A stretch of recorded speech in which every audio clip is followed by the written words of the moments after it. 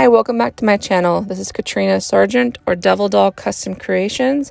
Today we're going to be doing a glitter split using clear cast and Peachy olive glitters and CrystaLac products.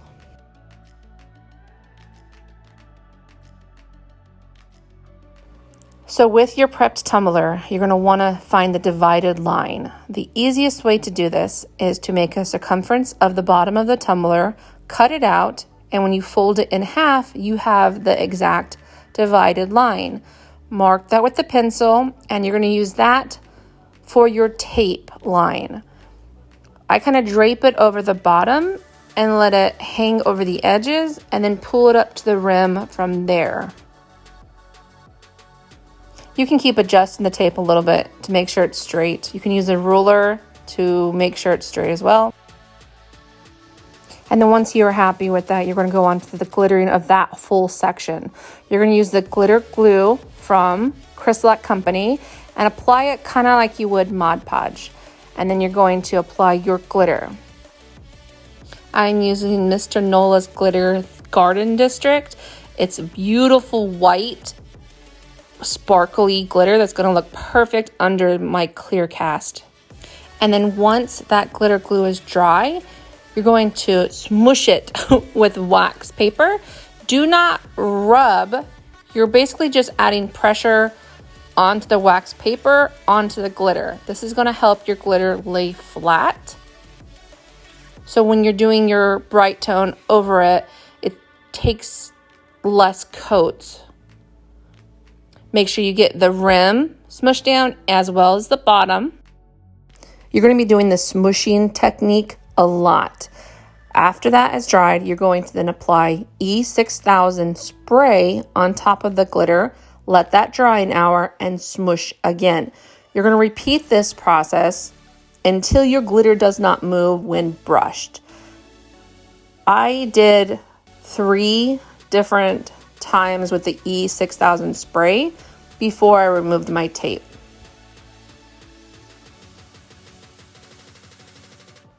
Then once I remove my tape, I still let this sit off and fully dry before I move on.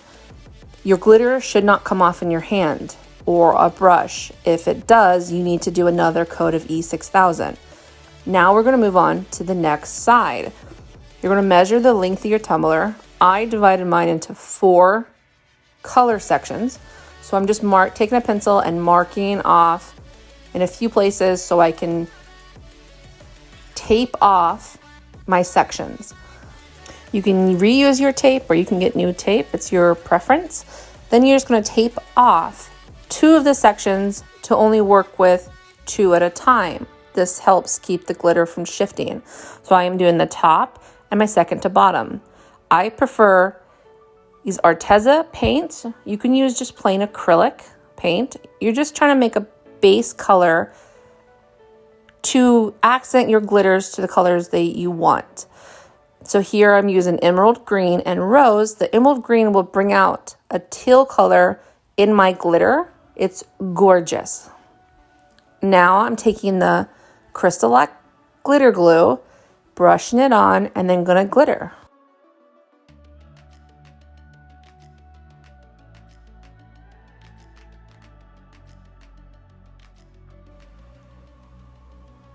Once you have your glitter fully covered, you're then going to let it dry and then do the smushing technique plus the E6000 multiple times before moving on to the next step.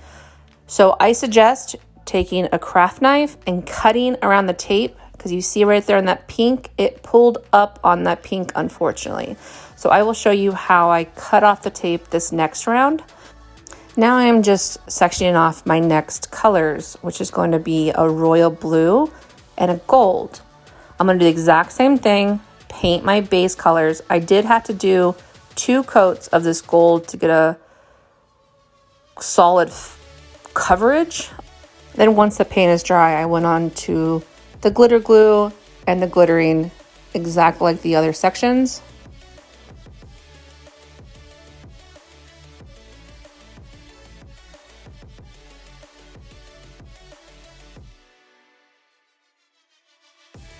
When you're brushing on this glitter glue, you just want to make sure you get full coverage on all the corners. Once that is dry, you're going to move on to your E6000 step.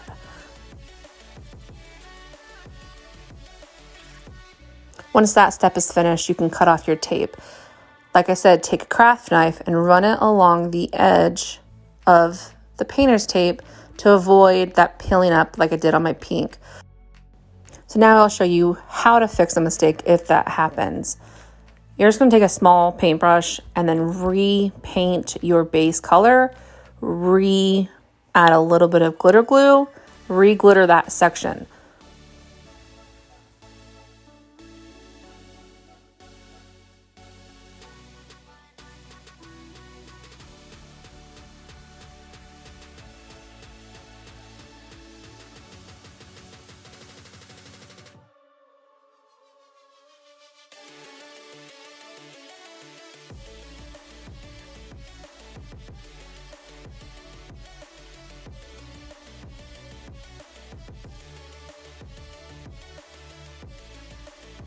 You are going to have to do the E6000 step again once this is dry and the smushing to make sure that pink glitter does not move into your white glitter.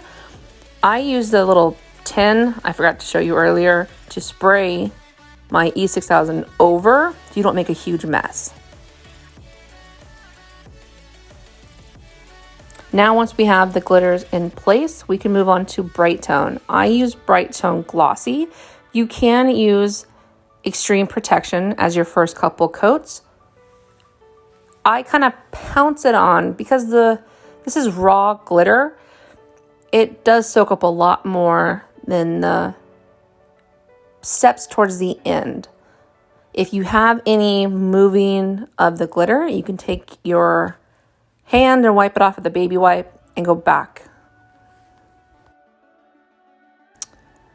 You're going to be adding about 6 layers before you light sand. If you do it before that, you'll remove some glitter colors.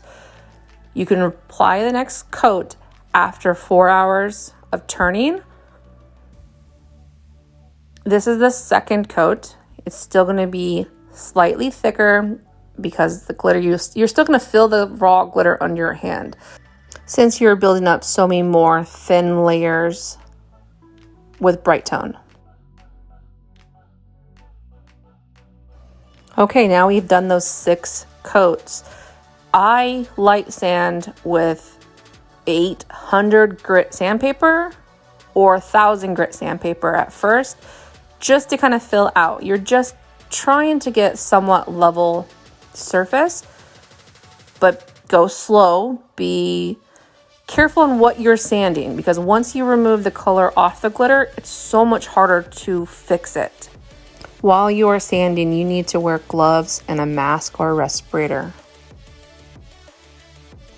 Now we're moving on to the clear cast. This is from Crafty Thrivin LLC. You're going to measure the length and the width of the section you're wanting it on.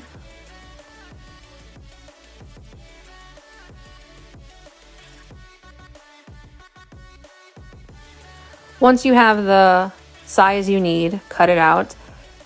Clear cast is not the same thing as a printed vinyl. So what I do is I cut off the little edge, spray your tumbler and the clear cast with a little bit of soapy water. That will help you to be able to remove it if you need to. Once you have it on, you're going to then treat it kind of like a water slide. You're going to want to try to push out any air bubbles you have. If you leave the backing on as long as possible, that's best. You're going to work around the tumbler, pushing out any air bubbles or water you have between your clear cast and your tumbler. Keep wrapping it, keep pulling. The clear cast is awesome. You can kind of reposition it, unlike pattern vinyl. Then once I'm happy with the wrap, I will then look at the top and the bottom. I kind of just wrap my edges around the inside of my tumbler and deal with those later. On the bottom, I kind of just pull it over the edge and then kind of knock out triangles to get the clear cast to lay on top of each other and not bunch up. If you don't do this step, you're going to have a hard time having your tumbler be level later in the later steps. It might not look the prettiest right now, but I normally will cut out the circumference of the bottom in the same color I do my stripes, so it's going to hide all of that.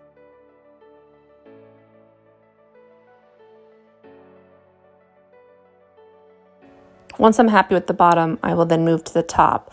I just take my very sharp craft knife and I saw the top edge. Don't push at it, kind of do a saw motion to get off the extra. And then if you need to readjust, re-pull. And then once that is there, I take my craft knife at a slight angle and cut off a tiny little sliver of the clear cast. So you can see the stainless steel. So everything is sealed in under the CrystaLac or epoxy and not all the way up to the edge where it wouldn't be secure and you can break a seal, unfortunately. And then water could get under your CrystaLac or epoxy and ruin your designed tumbler and you'd have to start over.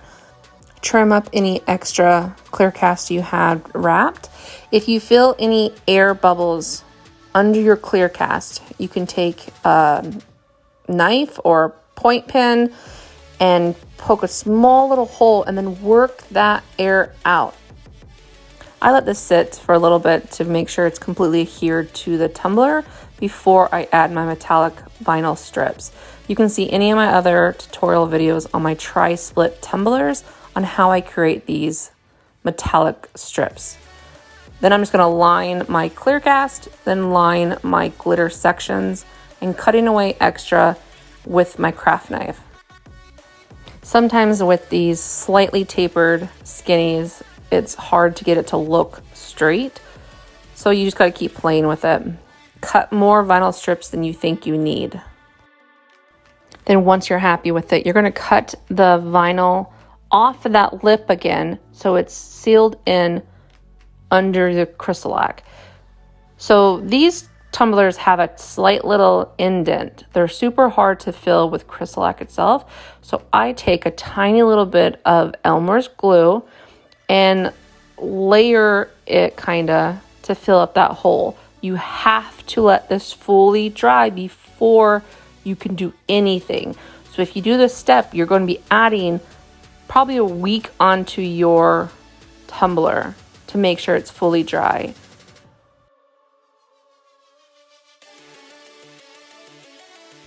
So here I'm just going to measure the bottom, and I have my cut vinyl already out, but I am letting that glue completely dry, and then I will do a layer of Brite tone before I add that onto the bottom to make sure everything is sealed.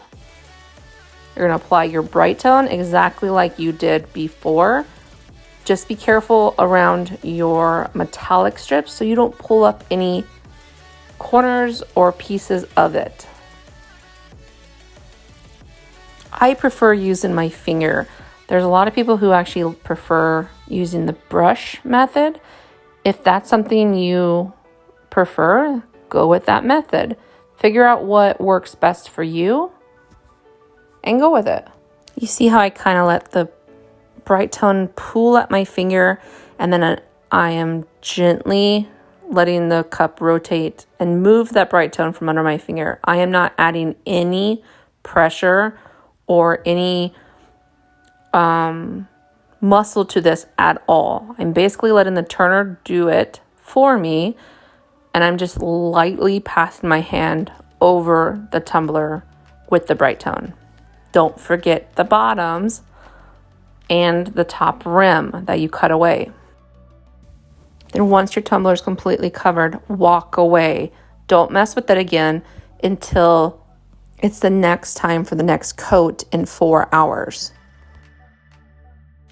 I then do about 4 to 5 coats before I sand. Be careful when you're sanding over your vinyl, you can remove even color from vinyl.